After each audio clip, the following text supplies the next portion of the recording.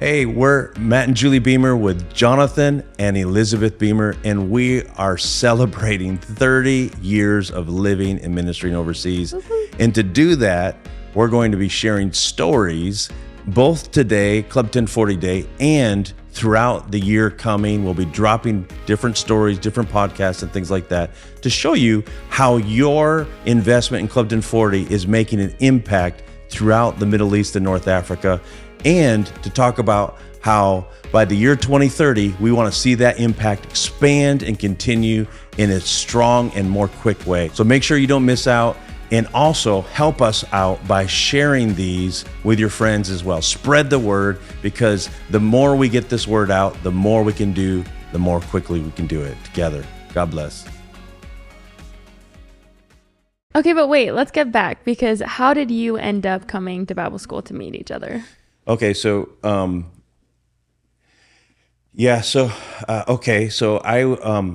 like, she did well with the pageants and things. I did really well winning competitions in architecture, and even at a young age while I was going through my high school years. And I actually won a apprenticeship at the largest architecture firm in Grand Rapids, Michigan. And so I had a really cool sort of senior year in that I would drive. I didn't go to school for the first 3 hours of high school. I drove in and worked from like 7 a.m. to like 11 a.m. every day. And then in the school breaks, I would work full time.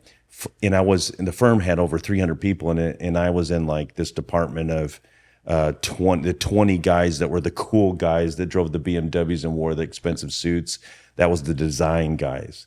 And I got to be in that, and it was like, this is what I want to do with the rest of my life. Well, one of the guys that worked there, who I worked for, he took a professorship at University of Texas. At the time, University of Texas was the third best architecture school in the world, in the U.S. And it's like MIT, University of Michigan, University of Texas. And so he even gave me a University of Texas Longhorn T-shirt so I could wear it underneath my football pads. And he's like, come to University of Texas. You can be redshirted as, come in and play football. And then most of the time you can't do an architecture degree program and play football at the same time. There's too much effort that has to go into each one. Architecture program is very intensive. He's like, look, you've worked with me. You can kind of comp out. I'll watch your back. You don't have to even attend classes for a lot of the first classes, and you just get your gen ed stuff, and you'll be cool. And so I kind of had a sweet deal there. And University of Texas, I like, that would be a great team to play for. It was one of the best options that I had. And right now they're doing amazing. You were also dating somebody. I was. Not Julie Beamer. Whoa. Yeah. You dated other people before Mom? He thought he was going to, I'm sure you thought she was the one. It was serious enough where it made me think, well, I knew enough growing up, even though I wasn't walking with the Lord at that point very, very closely at all. I knew enough to know that you don't make a serious commitment like marriage without being right with God and making sure that they're right with God. Mm-hmm. And so, I'd heard do not be unequally yoked so much growing up that I knew that would be like a tragic thing.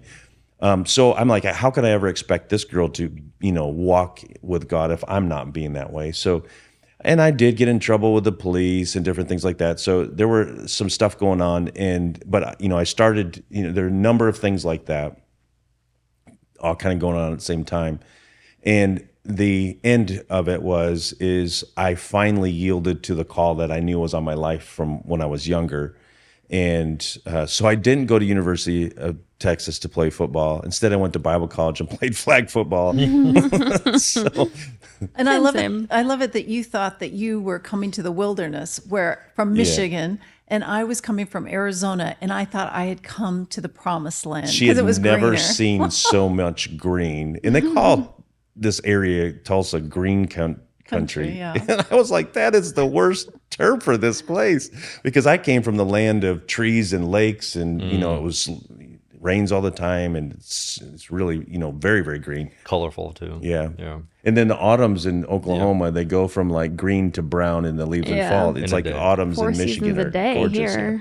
Your best friend and my roommate best friend were dating each other, and we got to the last of my graduation, my second year, and I was graduating, and you were outside with me and them as they were getting ready to go back to their homes. Yeah, the whole graduation week was pretty pivotal for us. Yeah. Yeah. And we were the last ones left in the car park waiting for our friends to drive off to their hometowns after the graduation.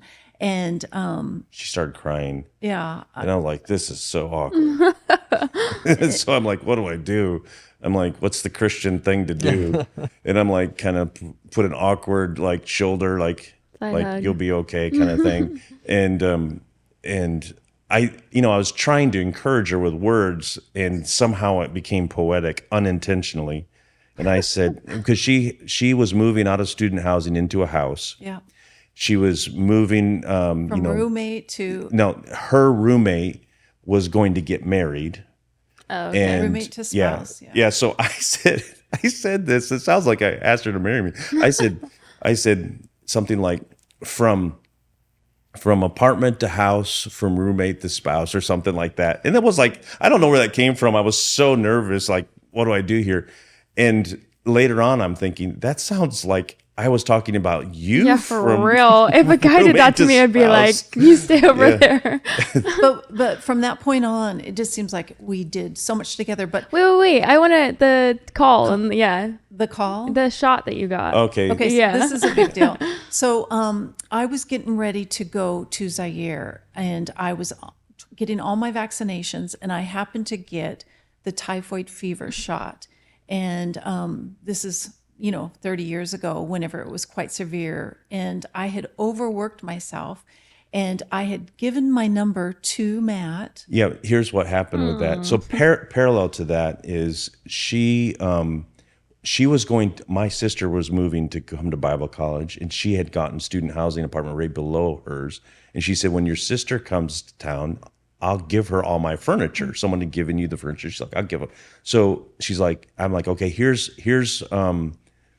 like, let me have your number so that I can, call you, something like that. Pager. You gave me your pager number, all the ways that I can connect with you. Well, I'm trying to remember because anyway, so I kind of like said, let me know when it's time to move, or when it's time to move, I'll move the stuff for my sister kind of thing. But so what I was going to do is I worked with special needs guys, which is even a funny part of our dating story. I worked for special needs guys, and I could do a double shift. I could do a shift all night long, and then I could do a shift during the day. Every time he came in to pick me up, I had to sit in the back seat, and we had a wheelchair that he totally clipped around to put in the back of his car. And everywhere we went, I was in the back seat. We had a with special needs chaperone. Yeah, there's pictures of you guys like at ice cream shops, and it's like you two and a special needs guy. Special needs person. Yeah. But even better is I got paid to date. All of our dates. He only So had I to was pay on for the me. clock. Yeah. And everywhere we drove, I got reimbursed for my mileage. That's the important I part. was a cheap date. Yeah, and bless her heart. I mean, so we hadn't started seeing each other in any way, even friendship wise, at this point. But so I was like, okay, I'm going to do like 3 things during the summer break. All our friends had left town. I didn't know anybody, and I'm like, I'm going to work double shifts and make money because I needed money, and then I'm going to work out. And I'm going to read every book that I hadn't read that Kenneth Hagin wrote. That was kind of like what I was going to do. Listen to as many tapes as I could, that kind of thing, cassette tapes back then. And seriously, like 3 days into it, I'm like, I need someone who's not special needs to spend time with. I'm like, this is driving me crazy. So the only person I knew in town, seriously, was Julie. And so I went and I left a note and said, hey, like somehow I didn't have your number. That's why I had to do that. So I went and said, hey, you got my numbers, but I don't have yours.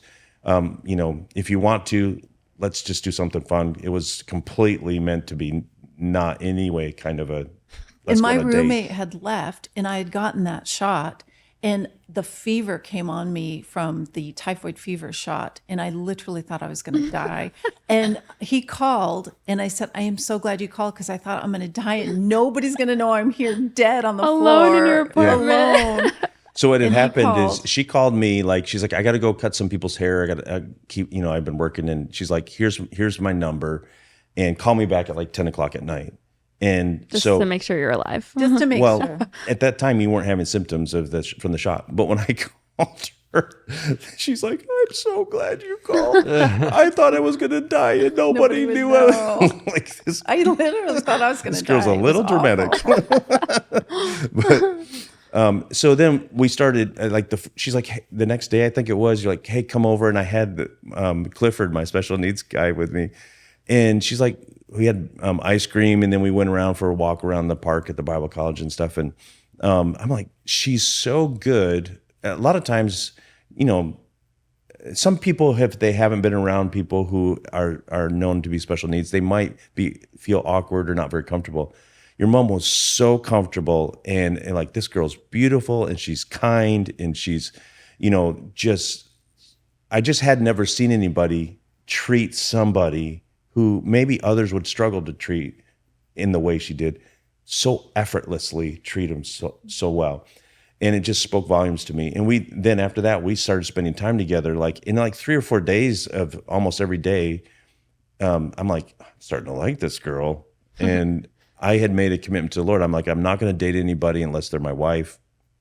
So I'm like, I'm getting emotionally attached enough where I need to find out if I should like press in or push stop. After 4 days, what a woman. Yeah. Well, and I always, I had dated a few people.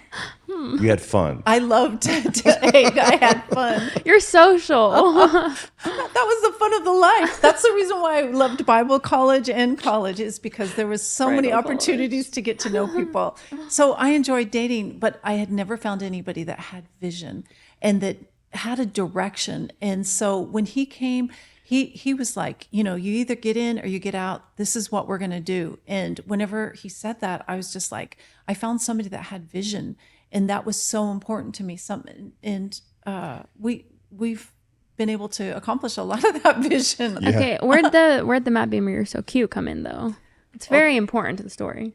Yeah, so that was during the graduation week. Your mom graduated the week before, or the year before I did. In that week, I was walking to the clubhouse at the student housing, and she was walking with a guy, by the way. 2 guys on either side. Mom, that makes it worse. They were friends.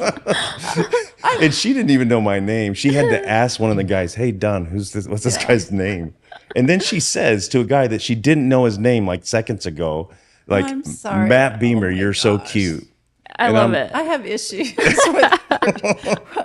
with being. I'm very relational, and I love people. But I didn't mean it to be. Oh, No. now I Hey, I'm regret. glad you did, because now we're all here.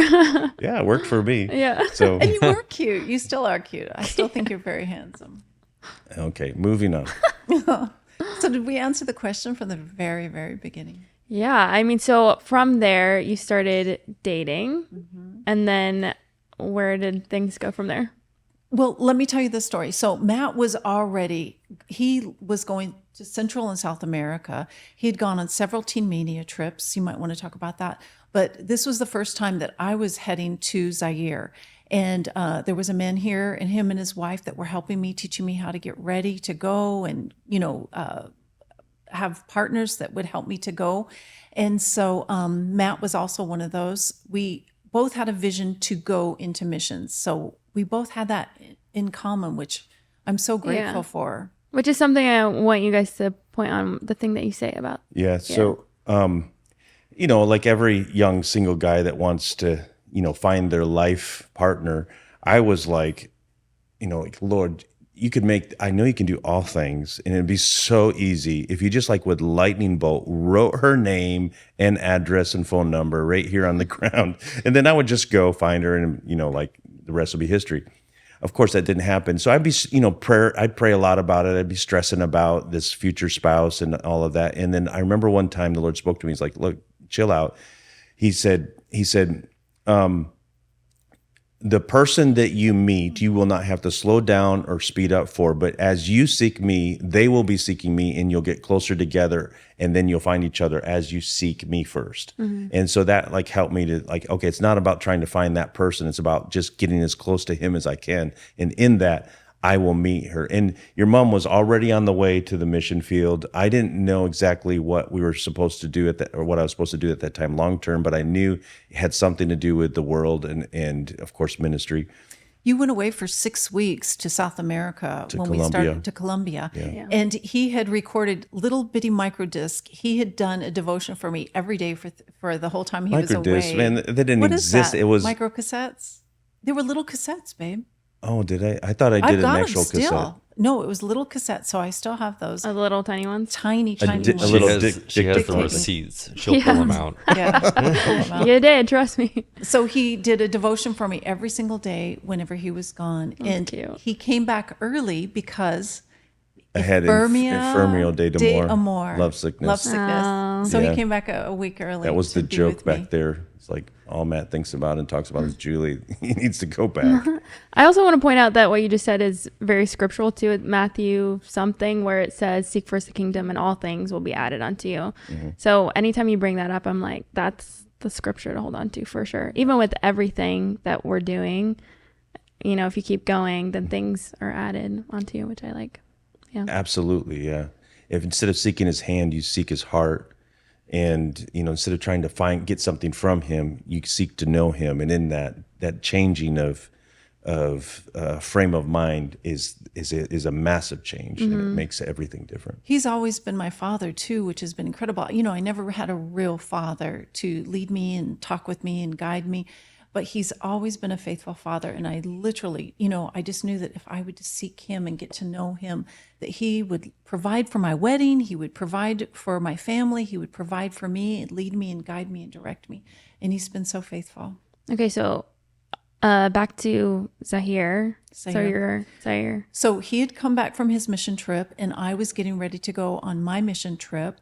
I had collected as much money as I could possibly do, which was just millions of dollars for me. And it was probably only a plane ticket and a little bit of money. But to me, it was like the biggest amount I had ever even thought of. And he helped me to pack my 2 duffel bags. They were massive duffel bags. I was going to go to Zaire and teach music to in the Hagemeyers. Many people will recognize them, but I was going to help at their school and teach music. In Bujumbura, Burundi. And so he showed me how to carry those duffel bags up on my shoulders, put me on a plane, and for my very first trip, I got as far as London Heathrow. And I got to Heathrow, and I called my mother, and I says, "Mom, I've got to London Heathrow. I'm here." And this is the old payphones that you have to put the money in. And she immediately just started yelling, "You cannot go in." Does this Your mom? remind me? Yeah. She says, "You cannot go any further. There was a coup last night in Zaire, and you cannot go." And I was literally just like, I am going no matter what. I thought my mother was just being a little bit crazy. And I went to the ticket counter to this one lady, and I told her the situation, and she says, "You cannot go any further. You have to go back to the States because this is a very serious situation." She was the only one in that whole entire London Heathrow that knew where I was at. And she says, "You need to get on this bus, take this bus, and go to this hotel." And this was after I had tried to call the embassy. I'd tried to do everything I knew. My money was just being eaten away because it was quite expensive to be there. But she told me, "Go to this hotel and then turn around and come back, and we'll just put your ticket and make it for tomorrow." So I hiked those 2 duffel bags, flew across London Heathrow, got on this bus, and I literally was going for hours. I have no idea where I was at. This is the first time I'd ever been overseas. It was just all so new. I was exhausted because you fly overnight. And I found myself at this one hotel that she said, and literally I walked upstairs, sat on the bed, and as soon as I sat on the bed, the phone rang right beside the bed. And I picked it up, and it was Matt. And he said, I was just like, "How did you find me? How in the world could you guys have been to London Heathrow. You know how big it is. How could you ever find me?" No cell phones, no internet, no No nothing. cell phones. I mean, this was like so random that he would be able to find me. And he said, "If you'll come back home and marry me, I'll take you around the world and we'll go tell people about Jesus." So I came back home, and guess what? We got married. Yay. And look what happened. 2 beautiful children right there. So how did you find her? I'm trying to remember how I found out. I think maybe You're a researcher no matter Yeah. what. You're going to find things whether anybody wants you to or not. So Yeah. I had talked to a lot of people before I finally found the one person. They're like, oh, I think I talked to her. And like, this is where she went. And Can't miss mom. yeah. And so she knew, she's like, I told her to go to this hotel. Maybe she's there. And then, so I had just, and this, like you said, before internet. So it wasn't like I was Googling, things. I had to literally like phone books and all that kind of stuff and look things up. Yeah. and for me to sit down literally on the bed, I had, I just literally sat on Yeah. the bed and you called. I got that phone call. I'll never forget it. And so it was one Yeah. So then, story. then it was like, we were engaged for like 9 months and then we got married. A year to the date, actually. May 18th was graduation day the year before. And then we got married on graduation day Wow. the next following year when you The graduated. Monday after graduation. I graduated on a Friday and we got married on Monday. Thank you so much for hanging out with us, hearing some of the stories, and letting us pull back the curtain a little bit and invite you into our family adventures over these last 30 years. It's because of you that Clifton 40 has been able to do anything that we've done. Thank you so much.